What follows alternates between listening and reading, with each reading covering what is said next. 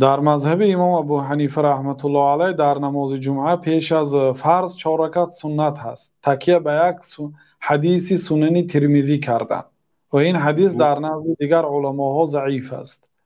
و پیامبر صلی الله علیه و سلم در دیگر حدیث گفتند که وقتی که به جمعه آمدید نماز خوانید تا آن دمی که الله تعالی خواست است. یعنی تحیات مسجد 2 رکعت با 2 رکعت دیگر تا الله خواستن، یعنی تا آن زمانی که نشاط دارید، هوس دارید.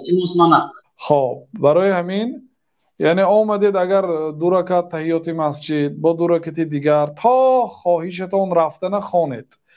یعنی در حالتی که به آدم نماز خواندن ملال می آید، در این حالت شریعت نماز خوان نمیگوید مگر نماز فرضه دیگه مجبورید خوانید. لیکن نمازهای نافله را به یک محبت، به یک نشاط، هوس، بردمی به محبت، به هوس خواند تا اینکه از نمازش استفاده برد، لذت برد.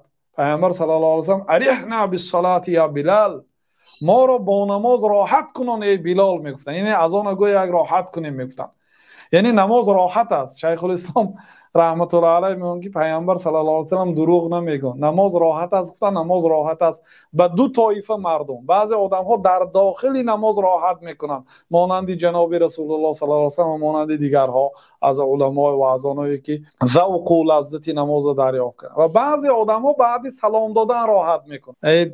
از بار گرانبها صاف شدیم فرض خواندیم گفته سلام میتین و بعد سبک میشن. یعنی به هر حال نماز راحت است. اریحنا بالصلاه یا بلال، ما رو با نماز راحت کنم. خلاصه به هوس نماز خواند، این خیلی مجبورا نماز نخواند، چون که پیامبر صلی الله علیه و سلم از این نهی کردن. گفتن که در حالتی که خوابتان آمده است، در حالتی که خسته هستید، در این حالت نماز نخواند. و یکی شما در حالتی نشاط نماز خواند.